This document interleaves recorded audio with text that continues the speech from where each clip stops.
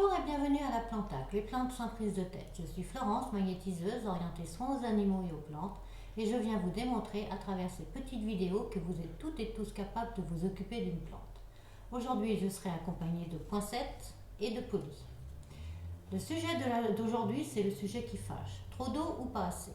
En effet, j'ai constaté que au tout début de l'arrivée de la plante, vous avez tendance à la surnoyer, c'est-à-dire lui servir à boire tous les jours, voire 4 fois par jour, pour être sûr qu'elle est bien à boire. Et ensuite, au bout d'un moment, vous oubliez carrément de lui donner à boire, donc ce qui fait que vous stressez la plante, pour ne pas dire que vous êtes en train de carrément la laisser mourir. Alors, pour pallier à ce genre de difficulté, je vais vous proposer un petit test, déjà pour savoir si là, tout de suite maintenant, votre plante a besoin d'eau ou pas. Alors, vous allez chercher votre plante si elle n'est pas à côté de vous, c'est plus pratique pour voir si elle a besoin d'eau, et vous revenez en courant, merci, on vous attend.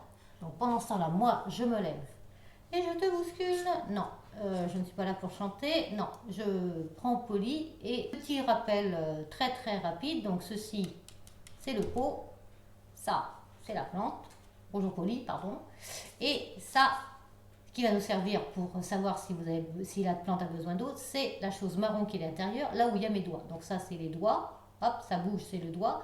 Et ça, ce qui est marron, c'est la terre. Donc, tout le monde a bien vu, on repose la plante, on se rassoit, coucou les gens, me revoilà.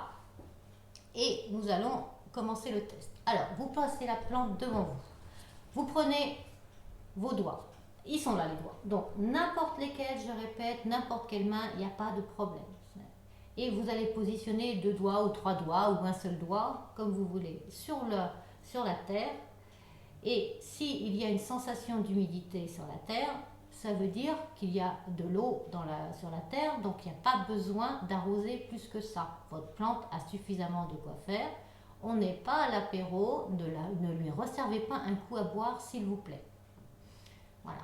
Si certains d'entre vous ont eu la sensation en touchant la terre que la terre était sèche, pas de panique, ne courez pas chercher la bonbonne d'eau. On va faire un deuxième test pour voir si réellement il y a besoin d'eau ou pas. Alors en fait, je vais appeler ça le test du gâteau, du moelleux au chocolat avec le cœur coulant à l'intérieur. Vous savez tout ce que c'est qu'un gâteau avec un cœur coulant à l'intérieur. Donc ça peut être exactement le même principe dans votre plante. Alors vous qui ont du courage, vous allez utiliser vos doigts. Pour ceux qui ont très très peur du monstre qu'on pourrait trouver à l'intérieur du pot, allez chercher un couteau, on va se servir de la lame, ou alors si vous avez un pic en bois. L'idée c'est d'enfoncer le doigt si vous avez du courage, ou le couteau, ou ce que vous avez sous la main, dans la terre, à mi-hauteur, pour voir comment est la terre à l'intérieur. Donc vous retirez, une fois que c'est fait, vous retirez et vous allez toucher. De toute façon, il y a un moment, il faut quand même toucher l'état de la terre. Et si c'est humide, eh bien, vous laissez tranquille, il n'y a pas besoin d'arroser, c'est pas le moment. Si par hasard c'était entièrement sec, alors là, vous arrêtez tout, vous coupez la vidéo et vous allez mettre votre plante sous l'eau pour lui donner à boire, parce que là, il y a urgence.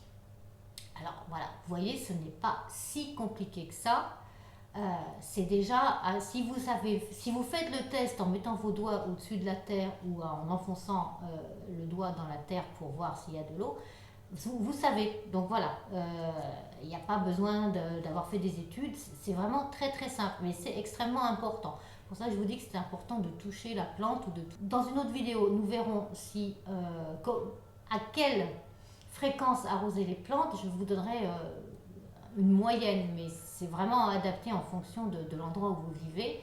Et surtout, je vous expliquerai comment on arrose une plante. Il y a des façons d'arroser les plantes pour que ça soit économique. Voilà. En attendant, on arrête là.